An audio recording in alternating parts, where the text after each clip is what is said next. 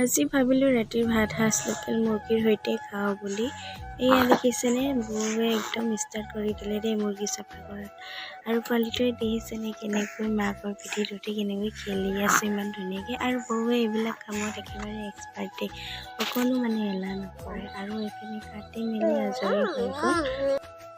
আৰু এইপিনে আজৰি হোৱাৰ পিছত মই ছোৱালীজনীক শুৱাবলৈ গ'লোঁ আৰু শুৱাই থৈ আহিলোঁ।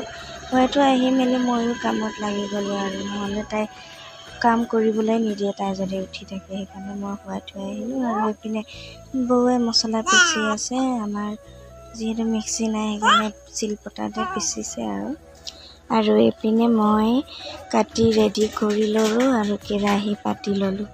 আৰু চবৰেতো বনোৱা ষ্টাইলটো বেলেগ বেলেগ হয় ন, তো আমাৰো বেলেগ হয়। আমি আগত মাংসটো আধা ভজা কৰি লওঁ, তাৰপিছতে মছলাখিনি দিওঁ। এনেকৈ বনালেও খাবলৈ খুব বেছি ভাল লাগে আৰু জুইত বনোৱাটো বেছি সোৱাদ হয় মানে খাবলৈ। সেইকাৰণে জুইতে বনাই আছোঁ, গেছত নাই বনোৱা মানে।